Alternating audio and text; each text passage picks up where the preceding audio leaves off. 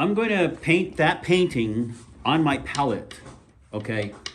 So I saw this thing on Facebook, so it must be true. No, it's this little kid who was given a list of words to alphabetize, right? You've heard this story. Yeah. So he's given a list of words to alphabetize. Instead of like taking each word and putting it, or putting the words in alphabetical order, he took each word and alphabetized it. All right. So the word dog was DGO, and the word cat was ACT. Okay. So we're going to do the same thing with this scene here. I'm going to alphabetize it by value and temperature. So I'm going to paint the painting on here, all right, by value and temperature, and then I will rearrange those values and temperatures to spell out the actual word, okay? So I'm starting off with the black on the dark, cool side of my palette, the burnt sienna on the dark, warm side of my palette, all right? So I'm going from dark to light, and I'm going to go from warm to cool, all right? So I'm going to divide my palette basically into 4 quadrants. Dark warm, gosh, this is like hurting my head. Dark cool, light warm, light cool, okay? So the first thing I'm gonna do is kind of mix like a mother color. What did you call me? So it's basically a mother color is kind of like a combo of the 3 parts here. I'd like to start off this way. Why? Because that's how I have always done it. Gosh! And now what did you just put in? Did you just I put this in is some yellow ochre. Yeah. Okay. Harmony, for harmony's sake. Oh. Okay, now I have that. Now I'm going to start mixing all the colors that I see. So I'm going to start off with the darkest color, which would be the vase. It's the vase. Since we're in art class, it's a vase. Okay, so that's pretty much that, right? It's blue. Then maybe I'll mix the green cup. All right, and I'm just going for the flat colors now. So black represents the blue in our palette. The burnt sienna represents red, and the yellow ochre represents purple. Green. Yellow. Represents Well, now yellow. we have a red, blue, and yellow. Yes, exactly. So to make green, blue, and yellow.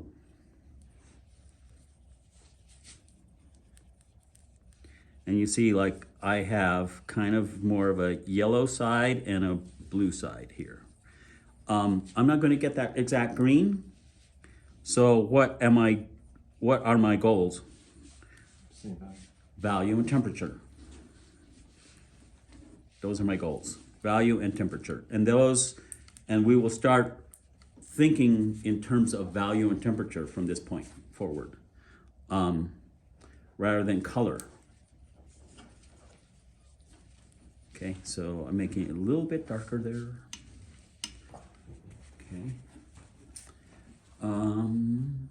There's a little bit of a reflection there on that vase, so I'm going to add a touch of white over here. And I've made that shape.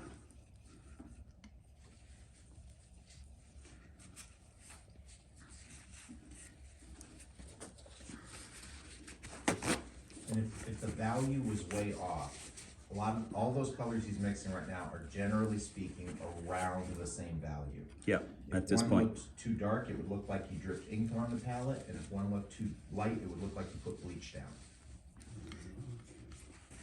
I'm going to add a bit of Feeling white similar. into here to see what this looks like. So when you mix a dark color, you can always, as Trevor says you can open it up by adding white to see what that turns out to be. So like if I'm making a dark purple with black and alizarin, right? I won't be able to see what it is until I add a little bit of white to it.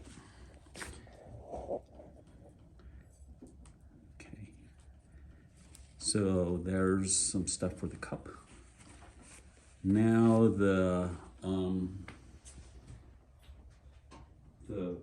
red cup, the red mug.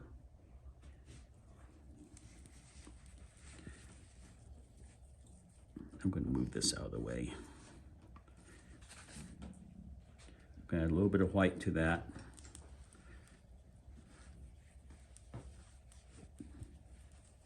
That looks pretty good. Oh, there's that dark apple. So that dark apple is going to live about right here as far as the shadow of that goes. I'm going to move this out a little bit into here, and that will be the light area of the dark apple.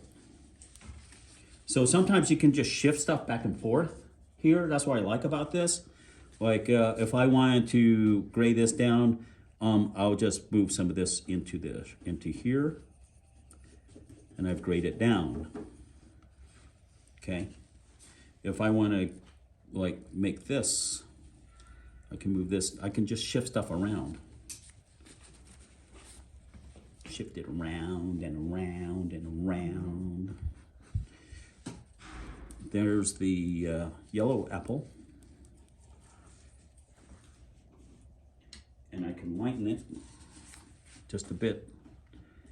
When you're using white, I try to use white later on as much as possible.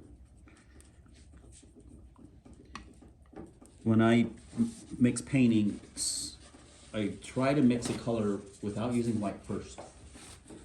All right, because that kind of will gray it down and kill the color. Now, if you want to kill color, you know, that's fine. If you just like, yeah, I got a blue, but it's not that brilliant. All right, and then this will be the drapery. And it's mostly cool, but I see some warmth here. So I'm gonna add a little bit of yellow ochre, because yellow ochre is warmer than blue, but it's cooler than orange or burnt sienna, I think. Did we just establish that? We established that, correct? Yes. And then maybe I will mix some highlights here. Light. And there, this is the painting that I have painted. I've painted the painting on my palette. Here it is.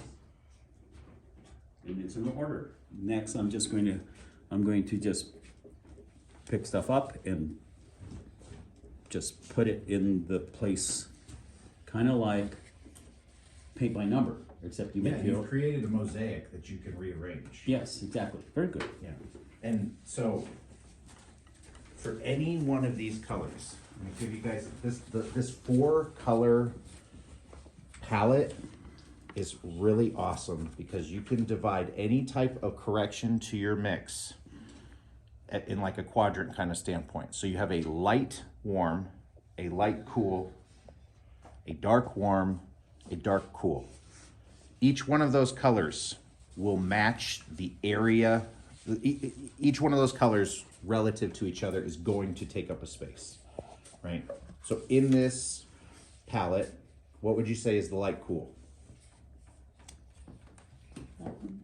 Just from the 2 colors we have. We've got titanium white, yellow ochre, ivory black, burnt sienna. The white is the light cool. The light cool. Now, what would you consider to be the light warm?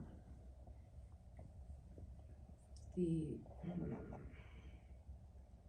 It's not the black, right? So it's either going to be the burnt sienna or the yellow ochre. Which one of those is lighter? well, the yellow ochre is lighter.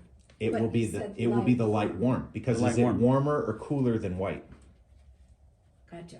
So now we have a That's light why you're warm and a comparing light the two. cool. Okay, So then your dark cool would be your black, your dark warm would be your burnt sienna, yeah. right? So any time you need to lighten, darken, warm, or cool a color, you can take two of those colors and do it, right? So when it came to when you notice when he first started mixing that green, he didn't put it down at the bottom.